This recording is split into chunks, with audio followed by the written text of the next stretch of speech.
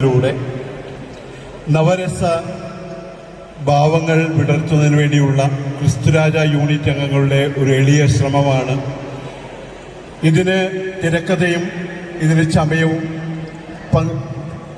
തയ്യാറാക്കിയത് ഷെന്നി, ക്രിസാറോസ് എന്നിവരാണ്. ഇത് നിങ്ങൾക്ക് മുമ്പിൽ ഞങ്ങൾ സവിനയം അവതരിപ്പിക്കുന്നു. സഹൃദയം ആസ്വദിച്ച് ആശീർവദിച്ചാലും അനുഗ്രഹിച്ചാലും. വചനമായ ദൈവം എൻ്റെ കാലാന്തരത്തിലാണ് കാലാന്തരങ്ങളിലൂടെ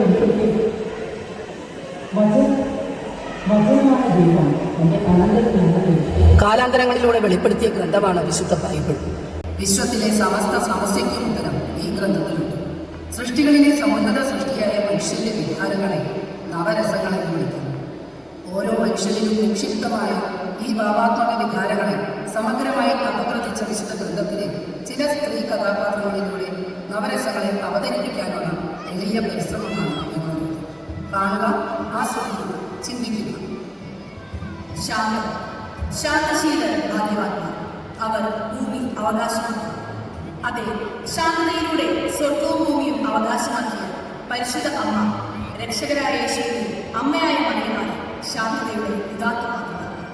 പാപത്തിന്റെയും മരണത്തിന്റെയും കരിനിഴലിൽ വസിച്ചിരുന്ന മനുഷ്യകുലത്തിന് പ്രകാശത്തിലേക്കുള്ള പാതയാണ് ശാന്തതയുടെ മൂർത്തിഭാവമായ മറിയത്തെ ദൈവം തിരഞ്ഞെടുത്തു.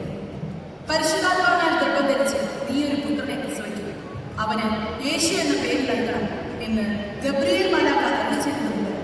ചങ്കലയ്ക്കുന്ന കാൽവരിയിലെ കുരിശിൻ ചുവട്ടിൽ പോലും ശാന്തത കൈവിടാതെ എല്ലാം ഹൃദയത്തിൽ സംഗ്രഹിച്ച മറിയത്തെ ബൈബിളിൽ നമുക്ക് ദർശിക്കാനാണ്. കരുണയുള്ളവർ ഭാഗ്യവാന്മാർ, അവർക്ക് കരുണ ലഭിക്കും. അതെ, കരുണ കാണിച്ചതുകൊണ്ട് മാത്രം മിശിഹായുടെ വംശാവലിയിൽ പേര് ചേർക്കപ്പെട്ട വിജാതീയ സ്ത്രീയാണ് റൂത്ത്. ഭർത്താവ് തന്റെ 2 പുത്രന്മാരെ മരിച്ച നവോമി താൻ താമസിച്ചിരുന്ന മൊവാബിൽ നിന്നും ബെത്ലഹേമിലേക്കുള്ള യാത്ര പുറപ്പെട്ടപ്പോൾ പുത്രവധുക്കളായിരുന്ന ഓർഫായോടും റൂത്തിനോടും അവരവരുടെ ദേശത്തേക്ക് തിരികെ പോകാൻ നിർബന്ധിച്ചു. ഓർഫ അമ്മായിയമ്മയെ ചൂണ്ടിച്ച് ഇടവാങ്ങിയെങ്കിലും റൂത്ത് നവോമിയെ ഏകയാവാൻ അനുവദിച്ചില്ല. റൂത്ത് താൻ നവോമിയുടെ കൂടെ ആയിരിക്കാനും അവരുടെ ദൈവത്തെ തന്റെ ദൈവമായി സ്വീകരിച്ചുകൊണ്ട് കൂടി നിൽക്കാനും സാക്ഷ്യം വിടുന്നു. അങ്ങനെ തന്റെ അമ്മായിയമ്മയായ നവോമിയോട് റൂത്ത് കരുണ കാണിച്ചപ്പോൾ ദൈവം അവളോട് അതിലും വലിയ കരുണ കാണിച്ചു. അത്ഭുതം! വിശ്വസിച്ചാൽ ഈ ദൈവമഹത്വം ദർശിക്കും. നമ്മുടെ കുറുകളെ നോക്കി പരിഹസിക്കുന്നവരുടെ മുമ്പിൽ അത്ഭുതം പ്രവർത്തിച്ചുകൊണ്ട് അവയെ നിറവുകളാക്കി മാറ്റുന്ന ഒരു ദൈവമുണ്ടെന്ന് നമ്മെ ബോധ്യപ്പെടുത്തുന്നതാണ് ഹന്നായുടെയും സ്നാപകന്റെ അമ്മയായ എലിസബത്തിന്റെയും ജീവിതം.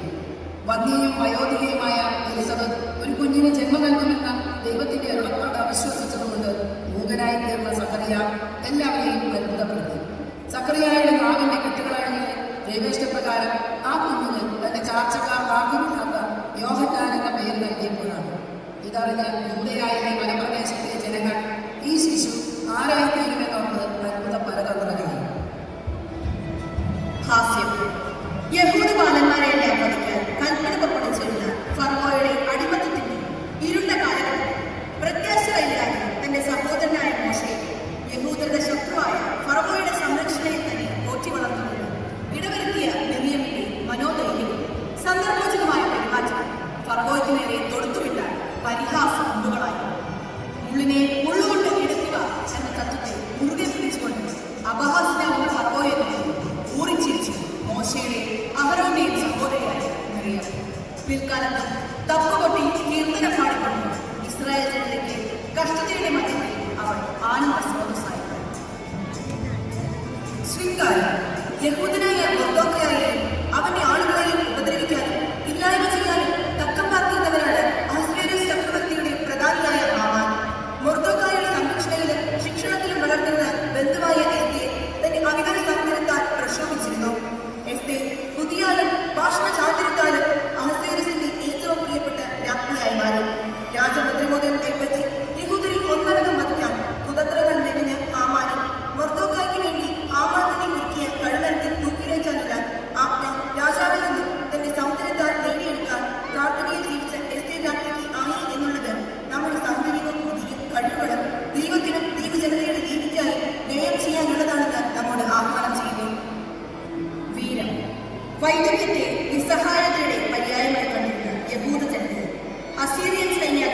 ഹോളോഫർണസിനെ കഠിന കോപത്തിൽ നിന്നും രക്ഷിക്കാനായി ദൈവം തിരഞ്ഞെടുത്തത് സുന്ദരിയും വിധവയുമായ യൂതിത്തിനെയായിരുന്നു.